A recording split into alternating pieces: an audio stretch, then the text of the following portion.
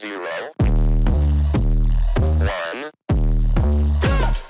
Let's get Hello started. and welcome to Beyond Top 10 Tennis. My name is Dr. Morgan Berge and I am your host. Welcome to another special edition of the French Open. It is episode 95, believe it or not, and we are recapping today days 10 and 11, which essentially only wrapped up just a couple of hours ago. And I think it's really just all of the quarterfinals that have unfolded essentially over the last 2 days. And I don't know about you, but oh my goodness, have there been some incredibly exciting matches. Recall, I guess, the last couple of episodes especially, where we leveraged our predictive analytics and essentially shared additional insights of what could be, and with those potential upsets as well. So from my perspective, it has been incredibly exciting, but I will get to that shortly. If you've been with us for some time now, thank you so much. If you are new, welcome and thank you so much. The French Open essentially kickstarted our joint audio and video feed. So it's very new, a little bit of a change of pace in respect to not essentially sharing any background or backstory of Beyond Top 10 Tennis. So if you want to dig deeper, I really want to encourage you to dive into those episodes prior to episode 88, when it was, let's say, exclusively audio only, to really touch on, I think, just those first couple of minutes initially where we dived into more from publications, theories, the science and the data. Although if that's too much, that's okay. Head on over to AIMA International. You'll see all the links. They're always in the episode notes. If for some reason you're listening, say on YouTube and not Spotify or Apple or iHeartRadio, some other platform where we are available, that's okay, but we do have, I think, our primary links. They're all available, especially on Apple to Spotify, hopefully on YouTube as well. The content's obviously there, so you can click through. Otherwise, just head on over to AM8 International. So it's am8international.com, all one word. And you can see, for example, my latest release, how to develop a top 10 tennis ranking. So a lot of our work is based off this, and this was my last text, so my 12th book, believe it or not. And I've been sharing, I guess, this the past week. It's essentially the next installment of this one, so the 7 keys. So you'll see in this one is the power of the 8th key, which is really exciting. So there's 8 keys altogether that essentially are attributed towards developing that top 10 tennis ranking, world first, all of those good things, how to win Grand Slam. I think most excitingly, and it's probably in the back here somewhere, if I give you a sneak peek, I'm not going to be able to find it, but there's some really cool charts, etc. Though one of the key implications of the work is correlations with, wait for it, Olympic success, not just Grand Slam success, but the data has direct correlations to if you want a podium finish. Gold, silver, bronze. And I'm sharing this essentially because Paris is just around the corner, and the book was written, essentially a big chunk of it last year, keeping that in mind that Paris was going to be 2024. And you have some of the top 10 players who are vying for that gold medal. And then there's especially we have to say Djokovic is looking to latch onto that gold. Or you could have Swiatek looking to capitalize on her clay court success in key inferences that are not available anywhere else. It's so landmark. It's incredibly, I think, understated on how, and that's, I think, incredibly powerful. All right, but that's another discussion I will leave for another time, potentially, I guess, when we do cover or share insights when the Olympics are around the corner. But let's dive into days 10 and 11. We're going to a little bit different today of starting with, I guess, the women's side before the men's, looking at day 10 and then 11 and going from there. Because I think the beginning week of the French Open, we were pumping out episodes every day because there were so many matches unfolding and there was just a lot to cover. Today's episode is going to be a little shorter because we just have essentially the final 8 on both sides and the respective matches that have unfolded. But I still wanted to make sure to essentially touch base, share these additional insights, as now we have the semi-finals to look forward to and eventually the final. So it's really, I guess, the nitty-gritty, the serious end of the Grand Slam, but let's get started. I think one of the biggest matches was Gauff and Jabeur. I don't know about you, but we've already touched on, for example, Jabeur wasn't at her peak this season. She's not playing the same level she was, let's say, that for the most part of the 2023 season. However, this year, I don't believe she has a title under her belt. She still has been holding on to her top 10 ranking. However, a lot of that is due to last year's points. She hasn't been notching up a lot this year in addition to those, I guess, the ones already. And what I mean by that, there aren't consistent, say, semi-final and or final appearances that she's made at either, say, Grand Slam or those 1,000 events. Gauff is very different in that respect, and her results correlate with her top 10 ranking, and she is one of those players inside the 50% that we've touched on previously. I think, but this match, especially the first set, was the best I have seen Jabeur play this season anyway. And that was, I think, really great for her. And what's really exciting, if you dig into my earlier books, so the What Is Your Game Missing series, and there's 3 books there. What is your game missing? What is your game missing now? And what is your game missing to win? One of those books was voted the #1 tennis book to read worldwide when it was released. Very exciting. What's happened here, though, all those results, are correlated with Grand Slam success, not how a player is performing in between Grand Slams. And that is what's really interesting here, because Jabeur has picked up her level of play at the French Open. So it does in fact correlate with the data. It does not correlate with her performance this season. And that is why the metrics were almost contradictory. But when we work them together, Gauff is ahead in both areas.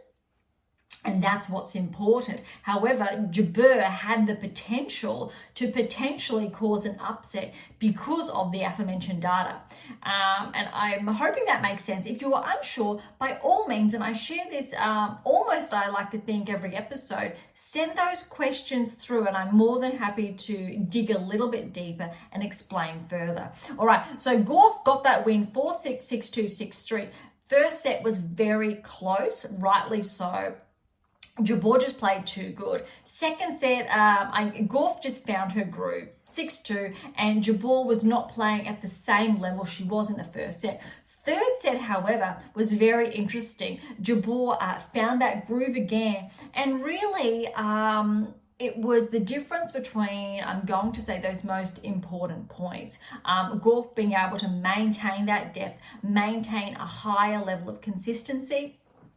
Jabeur was just making a couple of additional unforced errors. And I think it's what you would expect with 2 top 10 players off against each other, was that it was really close, irrespective what the scoreline does say. Look, it went for almost 2 hours, and it was a really interesting match.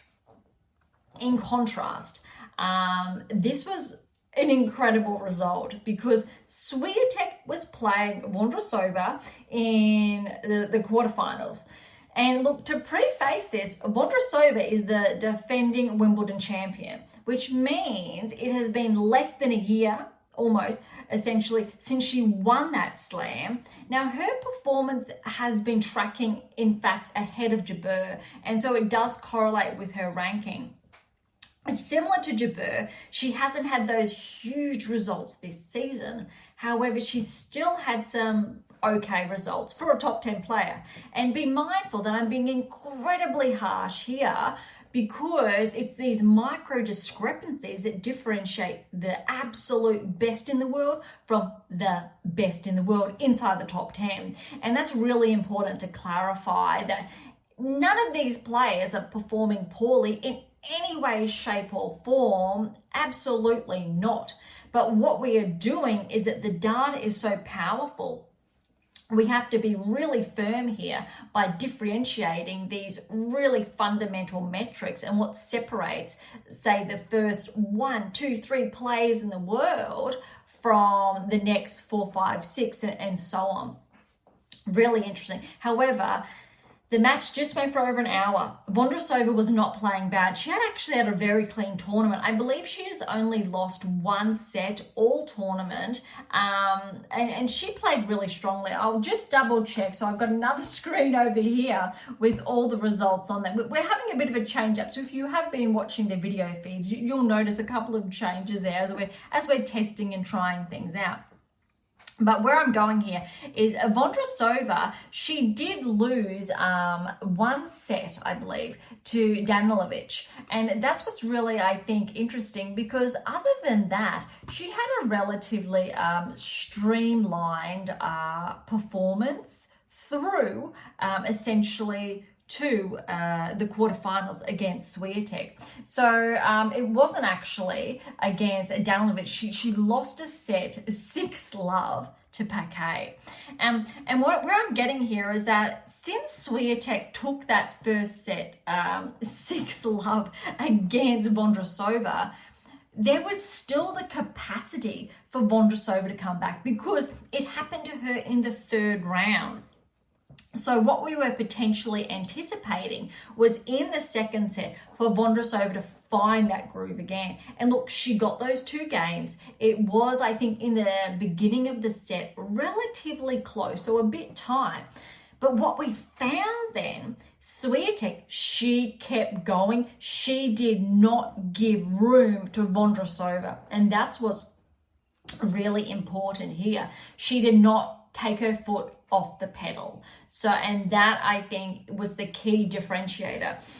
And to really, I think, highlight how impressive this performance was, Vondrousova is the 5th seed. She is an incredible player in her own right, a Grand Slam champion in her own right, and Swiatek managed to play that cleanly and that powerful. And look, it's not the first time. She got a love set against Vondrousova. She got an 0-0 when she played Potapova.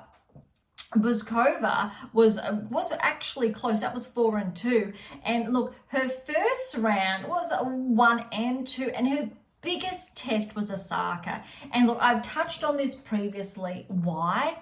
And Naomi was playing like a top 10 player. Osaka's level was better than how Jabeur has been playing, for example, this season. It was better than how Zheng, for example, has been playing this season, and better than even Sakkari, and how Sakkari went out in the first round, how she was playing this season. And that's really important, I think, to highlight, because there are some players here who essentially could have or were flagged to progress further, but did not. And there are a number of them. But that is, I guess, the luck of the draw. And look, we've got Collins lost early, Keys lost early, and both of them were coming off highs as well. Osaka, she's been playing relatively very solid. And that performance was in line with the top 50% inside the top 10. So that's how difficult it was for Swiatek. And that performance from Osaka was absolutely phenomenal and deserving of a top 10 ranking. However, if we're looking at the grand scheme of things of how the season has been unfolding, Osaka has had some good wins, some regressions. Some good wins, so progressions, then regressions. And it really shows in her performance that she had against Swiatek. In comparison, however, Vondrousova is ahead of that with her results this season. Jabeur, however, is probably, in fact, in line with Osaka with her results this season. And that's how interesting I think the rankings are from that perspective, and why Swiatek was pushed. And I've said this last week, it's akin to Zverev facing Nadal in that first round. And I think that's something we can touch on later, is way to go for Zverev to progress after that significant, I think, first round encounter. All right, they were the matches on the women's side for day 10. So if we look for the women on day 11, oh my goodness, have we had some surprises. I want to preempt this by saying we did flag Paolini to potentially progress. She had the tools to upset Rybakina, and this had been insinuated in our previous episodes. On a similar front, we also said Andreeva had the capacity to take a set off Sabalenka. However, Sabalenka was by all means favoured. That said, it was very clear that Sabalenka was unwell. So we really need to factor that in, irrespective, I think, how that plays out. So if we go, Andreeva was expected to potentially take a set off Sabalenka. If Andreeva played really well and Sabalenka did not play her best, then yes, Andreeva had that capacity to progress. However, there was a warning there, so a word of caution, and we've touched on this about rapid fire results and why, for example, we don't want Andreeva to progress too far too soon. A really good correlation is the discussion a couple of years ago, and I've written about this, about Gauff, when she was around the same age, really peaking, but we wanted her to take a step back. Just subtly, so before she progressed into the top 10, to hold her own inside the top 30, then the top 20, but not to go too far too soon. Why? Because more often than not, players, and statistically it's more than 90%, and I'm saying that to be fair, it's probably closer to 95+% of players who progress too soon, have those rapid fire results, regress very steeply. And I've shared the example about Badosa, for example. Andreescu's another one. Raducanu's another one, where they just went bam and regressed within their first, say, 2-3 seasons on tour, and then off they go. And so you do become more susceptible at that age when you are in your teens. And I think that's the case for all of those players, almost for I think 3 of those 4, to be more susceptible to injuries, for example, from overloading. Now, a lot of my work has touched on injury management and safeguarding the player from developing an injury with these new technical parameters. And that's essentially what's discussed in these 2 books and the other texts as well. It's building that whole player to peak, to win Grand Slams, whilst mitigating injuries. And that's really important, to make sure you're not sidelined. And of course, these are world first in their own right. And of course, if you are a tennis player or a coach for that matter, you need your athlete, your player, to stay healthy. As a player, you need to stay healthy to continue along that trajectory, and there's actually a way to be able to do that. So Andreeva and Sabalenka, I hope Sabalenka, that she does get better, but by all accounts, of course. But because you could see Sabalenka, she just was not physically 100%. She fought, you could see she fought, but she was not playing like her previous matches. So if we track back on over, for example, to her results in the other rounds, I mean, of course, Badosa pushed her in that first set, the 7-5, 6-1. It's on very small, in all fairness. Navarro, Sabalenka had an incredible match against her, 2-3. And Navarro's having incredible season, and Uchiyama in the first round That was 2-2. So Sabalenka essentially was almost on track with very clean performances similar to Swiatek, de Gorf, just nice and clean. Had some hiccups along the way, but very, I'll say, minuscule, but actually a little bit more cleaner than Gorf in comparison. Jabeur, however, really did put up, I think, that first significant challenge.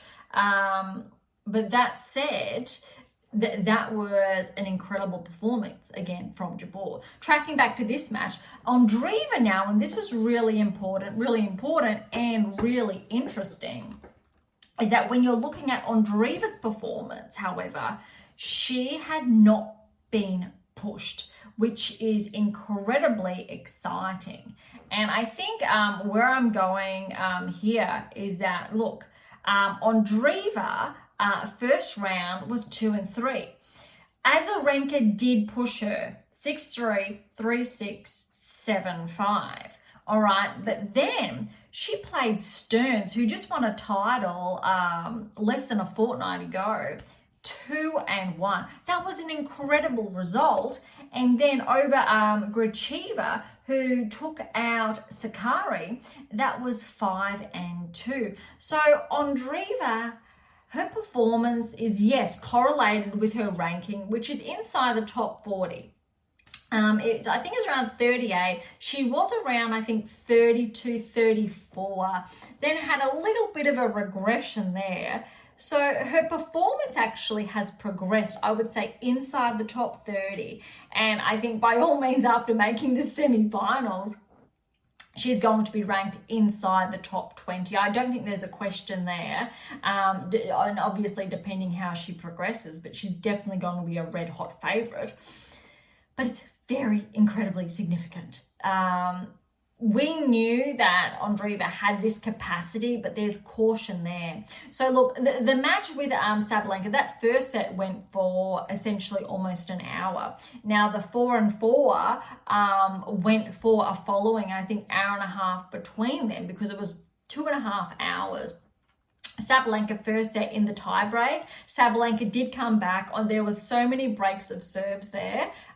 It was really exciting, but this really showed Andreeva was able to hold it together, and her performance really did look like a player inside, in all fairness, I will say, the top 30, probably the top 20, if she can repeat this more consistently, say like Navarro has this season.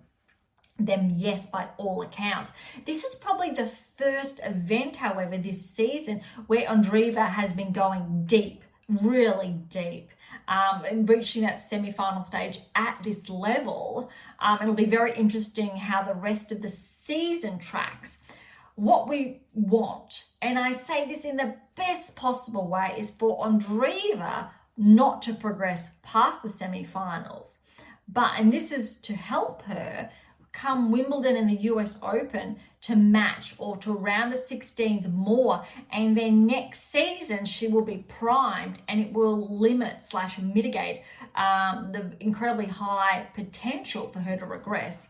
That said, Andreeva has an incredible chance as a 17-year-old to make her maiden Grand Slam final debut, by all accounts, and there are anomalies. Those anomalies are very small. Andreeva definitely can factor in there. Gorf was still an anomaly with her progressions at such a young age, but we've seen it been done before. It comes with a greater risk. That is, I think, the biggest, issue, or where I'm going with that. Okay, the other quarterfinal. This was really fun to watch as well. Paolini, Rybakina. Look, Rybakina did come in their favourite, but there's been something about Paolini's game, this French, being, I'm going to say, better on clay than Rybakina, because Rybakina came into the French. She's an incredible player, hits the ball hard, solid, correlates with that ranking. On clay, however, I'm not entirely convinced, because she didn't essentially have the same lead up, say, as the likes of a Golf, Sabalenka, Swiatek, with those really deep results on clay consistently. So which means after one event to the next and the next, the other three were showing up. Rybakina, however, wasn't, and I know her health has been on and off, so she couldn't play those ones. Potentially Rybakina wasn't 100%, unfortunately as well. However, I think that's just the nature of what can happen. I do believe, and it hasn't been talked about, that Swiatek has allergies as well at the moment. You've seen her, if you've been watching the live coverage, going for the tissues on handovers quite frequently. And that's not being talked about, but she's managing, she's getting through it. It's never ideal, but there's always a way. If you can manage to find that avenue to win, if you obviously are physically fit enough. And I'm going to say Rybakina, however, her fitness has taken a beating potentially in the last couple of weeks by being unwell more than not from the reports.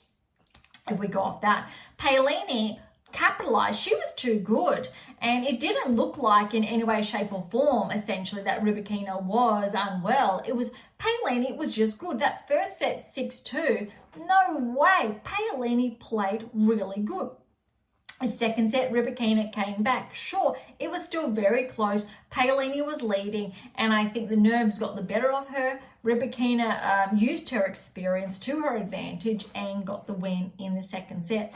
Third set was incredibly close. It was break. The serves were being broken so consistently, which I think says something really profound about Paolini's return game, because Rybakina, I think, has the most successful serve on tour this season with the number of aces she has been able to rack up.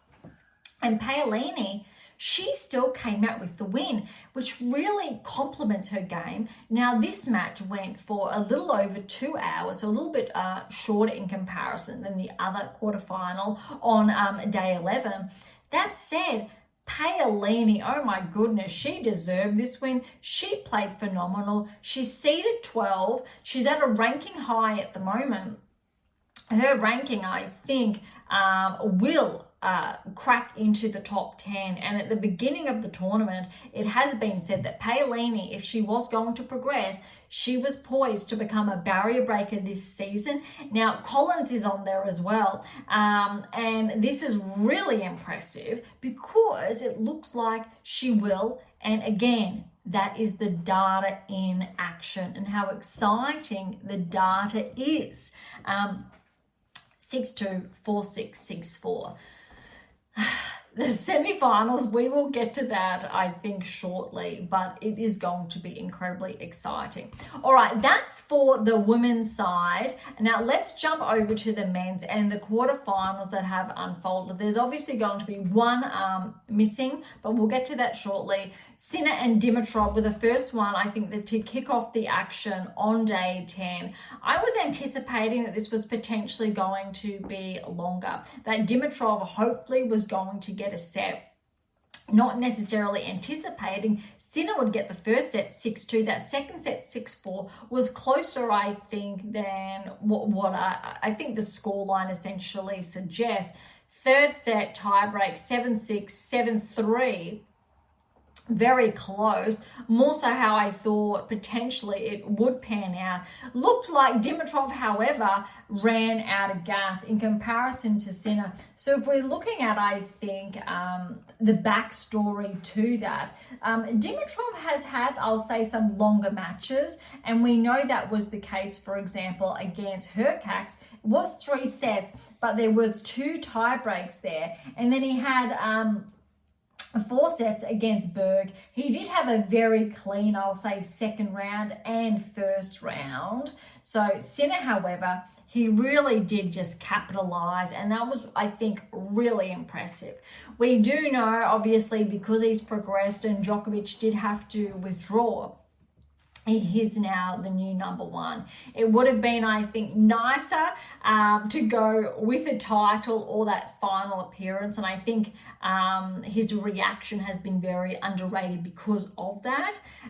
If he does progress to the final, and wins, that will be really exciting along with that number one.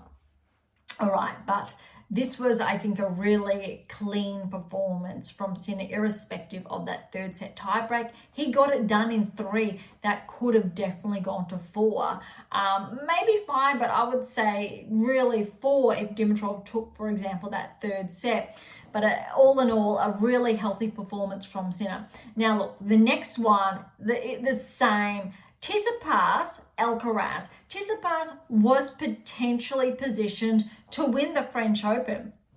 He had a really solid clay court season ahead of Alcaraz, believe it or not, and the data was pointing towards that. That said, if we are going on Grand Slam metrics and results alone, we know Alcaraz is leading Tsitsipas. That said, Tsitsipas has had a relatively clean tournament.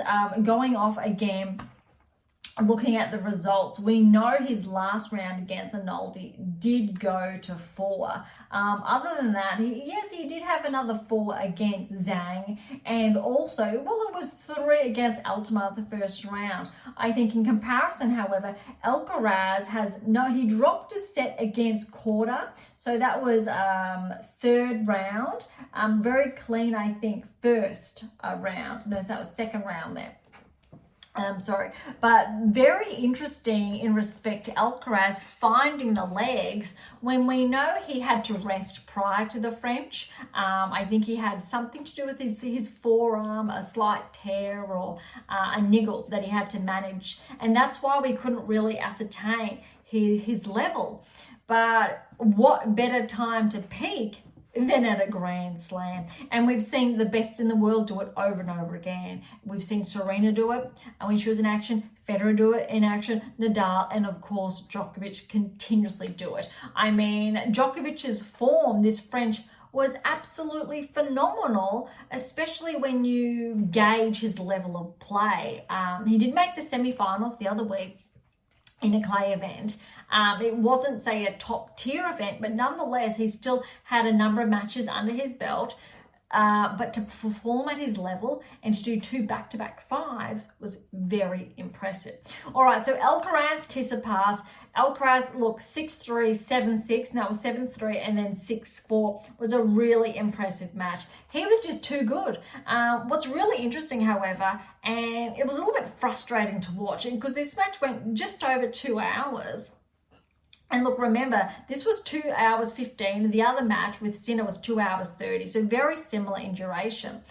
What Alcaraz was doing to Tsitsipas, and it's essentially a no-brainer when you're against a one-hander for backhands, and that's Tsitsipas's case, is Alcaraz over and over again was attacking Tsitsipas's backhand, and he was ripping those balls nice and high, so Tsitsipas could not do anything about it. He was not moving back. He didn't want to give ground, but you need to make a compromise, and Tsitsipas was not doing that. So he was not in a position essentially for the entire match to threaten Alcaraz with that backhand if Alcaraz was continuously hitting the ball high to there. And we know that if you're ripping it with a heavy topspin, that's essentially a really powerful weapon against that one-hander. Tsitsipas had to either move forward or move back, and that's a very key, I think, performance indicator. We've touched on that in the data previously. It's there in the research about how to mitigate that, especially with your anticipation, your movement around the court. And I'm being very, I think, simple here, because when we're looking at top 10, it's my space. It is my niche. And that is why I am the world's leading scientist and coach globally in this space, because the metrics don't lie, the data doesn't lie. And this was a really big turning point why Alcaraz was able to capitalize so profoundly against a player, Tsitsipas, that in this match could have very well gone to 5 sets, but Alcaraz stuck to his game plan. Really, I think, impressive.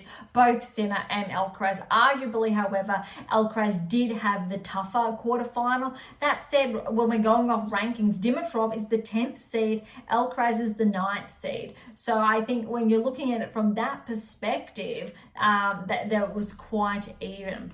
All right, day 11 for the men's. This was a little bit upsetting because those of you who are familiar, I am based in Australia, and which means Alex de Minaur, we were rooting for him and to make that, I think, maiden semi-final berth. He was the first male Australian tennis player in, I think, something like 17 years. I think the last one was Hewitt from memory, if I heard that correctly, to progress. So it's been some time. Obviously, on the women's side, we've had Barty go essentially all the way and Stosur make the finals.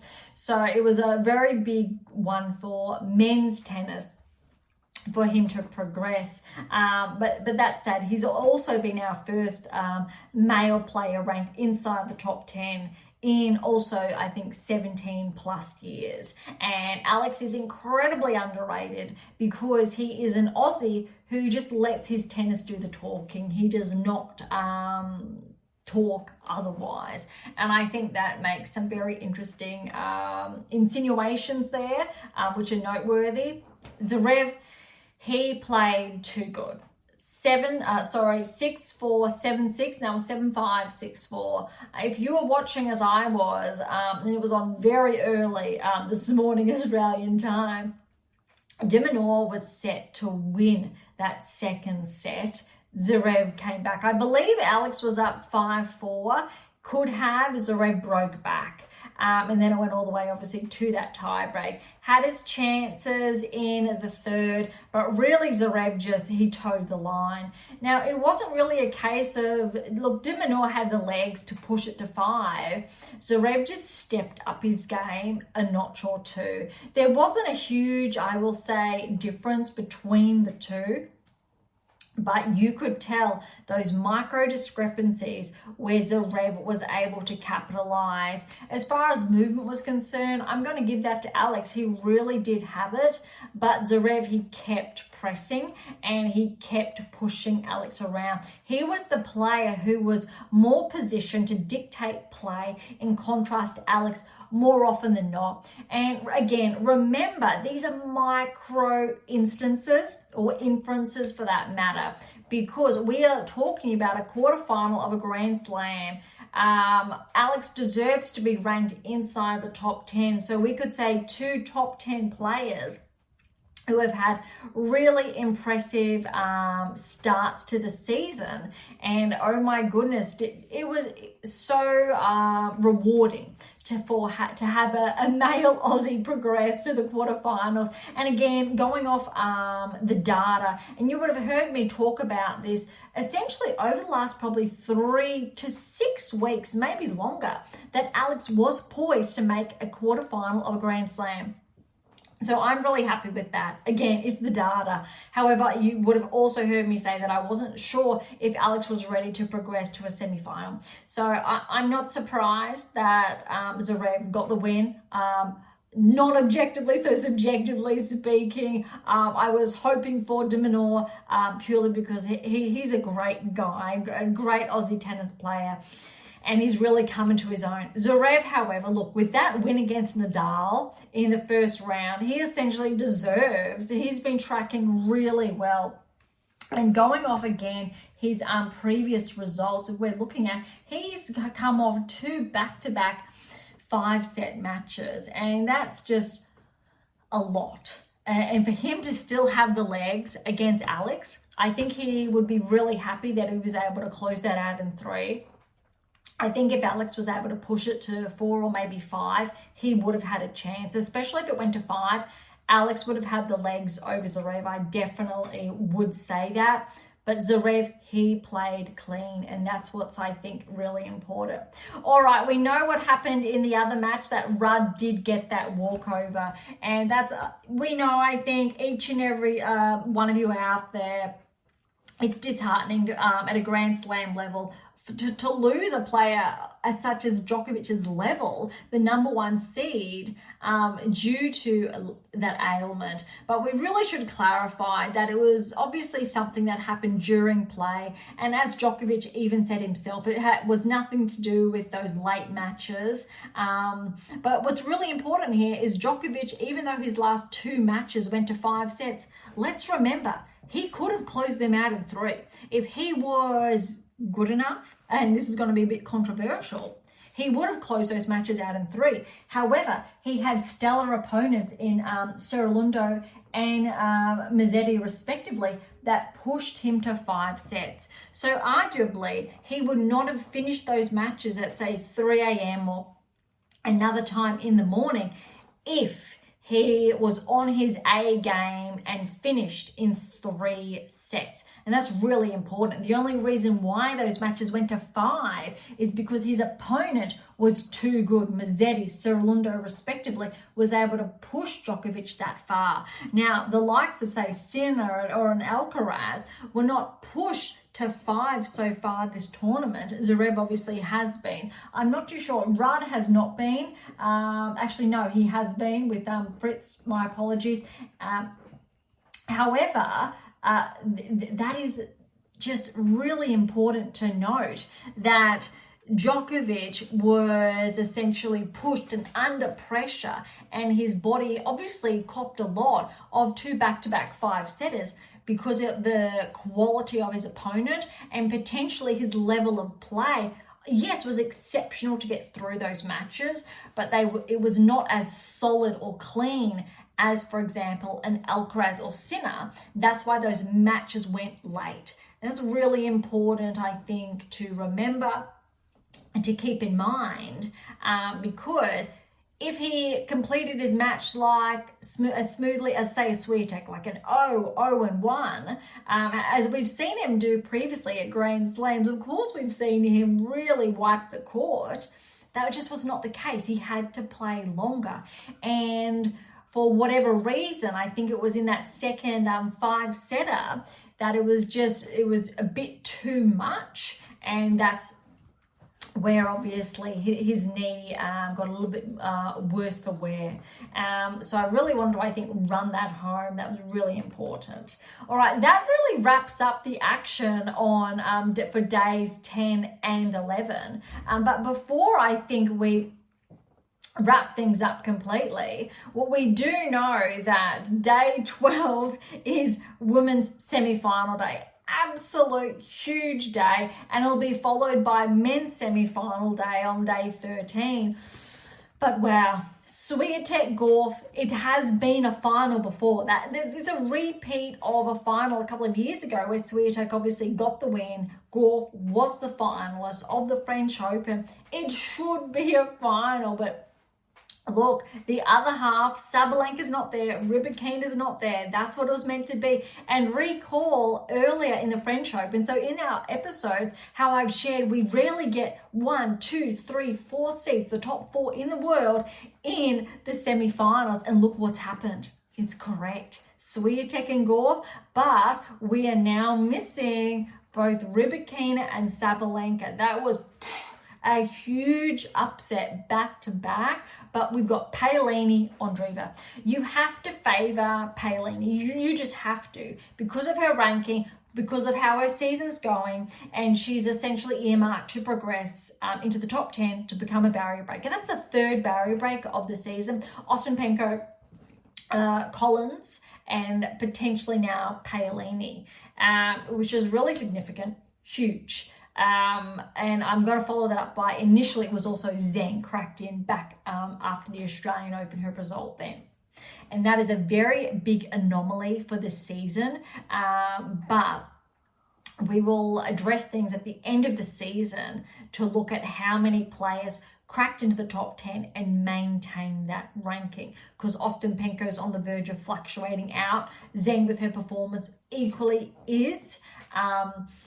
Really interesting to be mindful of. All right, Andreeva, you cannot write Andreeva off after getting that win against the number 2 player in the world. back-to-back Australian Open titles, 2 Grand Slams through her name, Sabalenka has now. She was runner-up to Swiatek in Madrid and Rome. She was essentially the favourite behind Swiatek.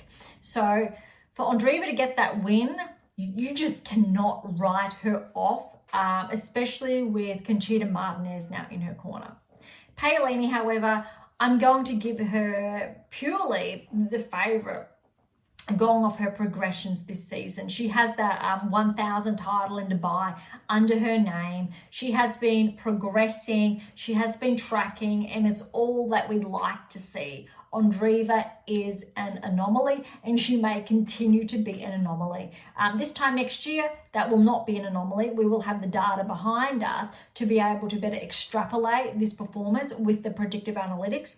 But because she has been progressing that fast, it'll be very interesting to see how she continues this French Open, if she picks it up at Wimbledon, US Open, or is she a maiden Grand Slam winner? It's going to be very interesting to see. Noteworthy, however, typically Swiatek in her finals, she has defeated players that it could be their maiden slam. Makova, for example, I believe that was the case. However, when she faced Kenin already had a Grand Slam to her name. Similar, for example, for Gauff. So there are some data that insinuates one way and data that also insinuates the other way, if that makes sense, to be fair.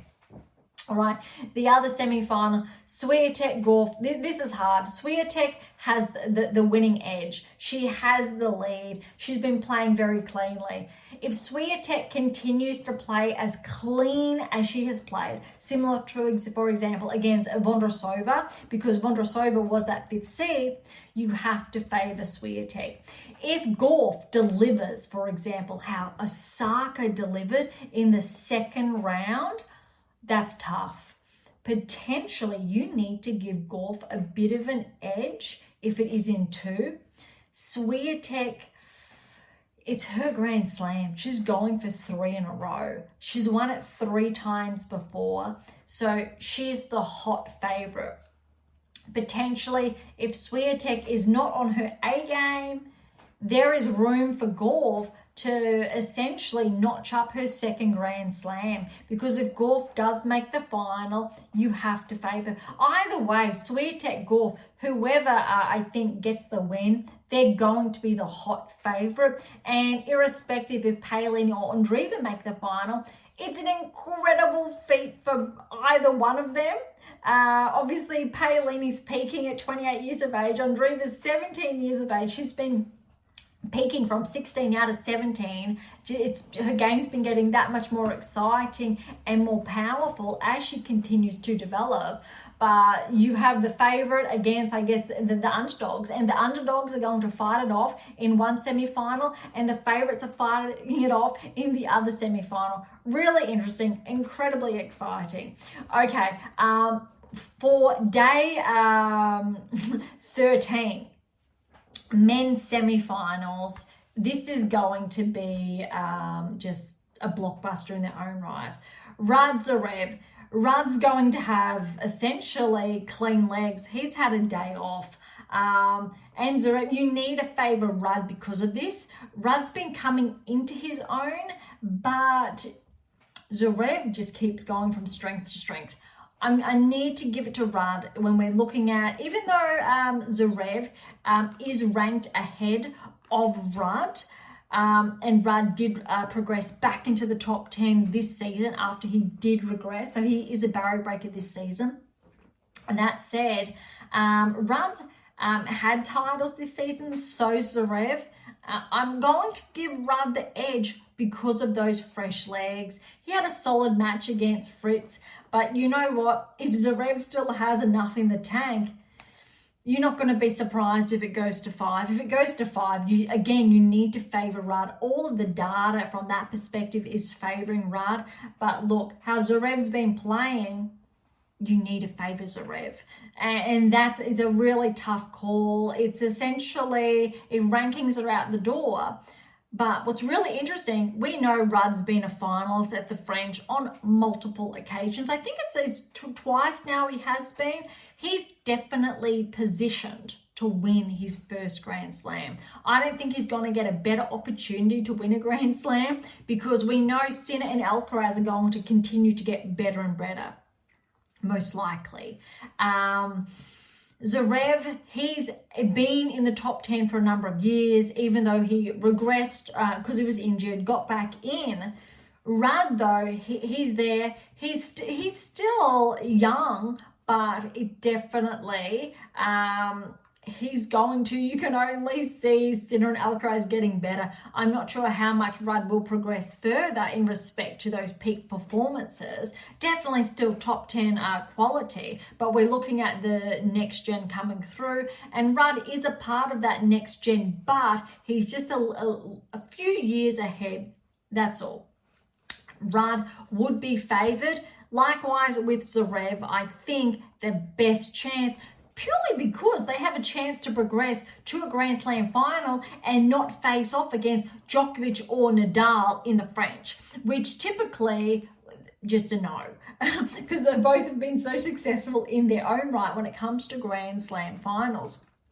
But look, Alcaraz and Sinner, I think we were all hoping this would be a final, but we knew when the draw came out that this was going to be the semi-final. What's really exciting about this on the men's side is that you have, if Djokovic had not had that walkover, if Rudd hadn't had the walkover with Djokovic, removing himself from the event, you would have had 1, 2, 3, 4. Similar to the women's tour, but we obviously had those upsets. So what we have now is Rudd, who's 7th, and Zverev. So we've still got the 3 of the top 4. Sinner and Alcaraz, that's really hard to call because they are so close. If you're going on performances this season alone, you need to give Sinner the edge. You really do. Purely because Alcaraz, he has had a couple of events this season where he hasn't progressed as far. Sinner has been more successful on paper this season. Sinner has that Grand Slam to his name this season. So it really, you could say 51%, 52% Sinner, and then that 48% you would say Alcaraz. It's that close. Potentially, you could push it to 60% Sinner, 40% Alcaraz off this season alone, exclusively. But it is going to be very interesting, very tight. I hope it goes to 5 sets to really get the best out of each player. But I also think the player who has the cleaner game could possibly do it in 3. But this is going to be one to watch, I think. As far as Zverev and Rudd, it is definitely going to be one to watch as well. And obviously from what I've shared about that and why. And it's interesting because we have the younger players in the one semi-final and the ones who are a little bit older in the other semi-final. And let's remember, all of these players are in their 20s. I believe Alcaraz, I don't have in front of me, but he's 20 now, and Sinner I think is 22 respectively. And Zverev and Rudd, they're a little bit, or mid-20s and a little bit older. So it's very interesting from that perspective. It adds a different dynamic because we don't have a player in one semi-final who was a little older, a little younger. You have 2, I think, generations, even though they do overlap within a few years against each other. The women's side, it's a little bit different because you obviously have Swiatek, Gauff, who are just a couple of years apart. Paolini and Andreeva, however, I think they're roughly 11 years, believe it or not, apart, which makes Paolini sound a bit older, but she's still in her 20s. And if you take a step back away from the tennis court, anyone in their 20s is incredibly young. You know that you are young if you're in your 20s. even when you're in your 30s, you are still, but it's when if you're in the sporting context, I think those misconceptions are incredibly rife. All right, I think that wraps up today's episode. We will come back, or Beyond Top 10 Tennis will, I think, wrap things up after the semi-finals have unfolded. So we'll come back to you with a wrap on days 12 and 13. It'll be very short because we'll have a recap of all the semi-finals. And then I guess we'll be poised to buckle in for the championships of the French Open. All right, so I really want to wrap today up. Well, actually went a little bit longer than anticipated, but I think I got very excited about what's been happening, even though we only had the quarterfinals to discuss. But look, thank you so much for listening. To grab your copy of How to Develop a Top 10 Tennis Ranking, head on over to AIMA International or jump on over to Amazon. Irrespective where you're based in the world, you can grab a copy. Any comments or questions, head to AIMA International or Topic Trip. That's the social platform set on data privacy. To interact with Beyond Top 10 Tennis, head on over to Twitter, Instagram, YouTube, Spotify, Threads, TikTok. There's probably something I'm missing out there. Go ahead. We will do our best to get back to you. To catch up on our blogs, head on over to AIM International and look for the blog tab there, or head on over to Medium, Beyond Top 10 Tennis, and all of them are there. And you can also leave comments as well. We have roughly around 100 articles that I've personally penned. Some are in conjunction with the episodes each and every week, so an extension of, and some are completely random and different. And we also have some op-eds there, really insightful. For something different, head on over to Pink Octopus Books. That's where my fictional release is for something a little bit different. And of course, if you enjoyed today's episode, please like, subscribe, share. Would be absolutely phenomenal and incredibly appreciated. For those who are interested, we do have scholarships available on AIMA International, as well as options to work with me exclusively to optimize your performance and nudge you closer towards that top 10 tennis ranking. So don't be shy and come and say hi. What's really important there though is if you are in the top 10, top 20 specifically, by all means, give me a call. If you're yet to crack into the top 20, I will ask though, and I've said this previously on multiple occasions, these two, you need to get your hands on these two. Top 10 as well. You need to know the 8 keys before we dive deeper. So if you have those Olympic aspirations, Grand Slam aspirations this season, this is how I can fast track you working together. All right, on that note, thank you so much for listening. I am so incredibly grateful. I am your host, Dr. Ashley Morgan Berge. This is Beyond Top 10 Tennis, and I'll see you next time.